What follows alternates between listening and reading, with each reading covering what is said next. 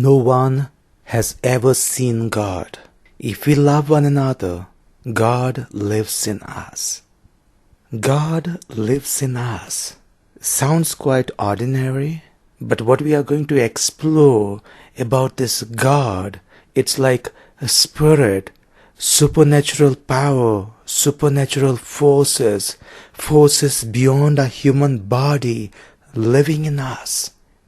John's letter in the first reading reminds us. So whenever we love one another, that's the time God is going to be present in you. Not that we don't have God, but this presence increases. The oneness with God increases. And when this oneness with God increases in our lives, amazing things can happen. We can just become like superpower, supernatural, or beyond natural, beyond our human body can see.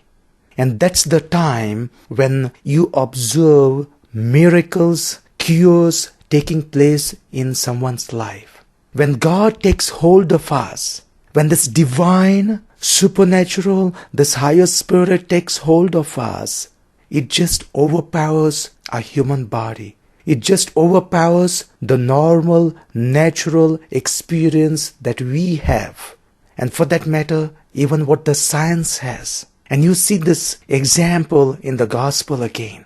Yesterday we have observed that Jesus performed a miracle of multiplying 5 loaves and 2 fish for thousands of people. And later it is said, which flows in today's story of the gospel, He sends the disciples and the apostles away, allows them to go, and He spends time in prayer. He goes to pray, and there He is able to understand in prayer that the disciples are struggling on the rough waters. So He goes there. All who considered Him a human person at this time walks on the water. And the apostles and the disciples cry out, and they feel that it's a ghost. They saw Him, it is said, and were terrified. But immediately He spoke, "Take heart, it is I. Do not be afraid." They were just coming out from this unimaginable, unbelievable incident which they have observed in the multiplication of the bread. It is said there in today's gospel, they were utterly astounded, for they did not understand about the loaves. Being closest to the scene, closest to Jesus, observing everything, what's happening, yet they could not understand what Jesus did. They could not just believe and grasp this. Someone multiplying 5 loaves and 2 fish, and feeding thousands of crowd, and still there is leftover? And they must have been discussing, pondering what's happening, what's going on. Some unusual forces are at work.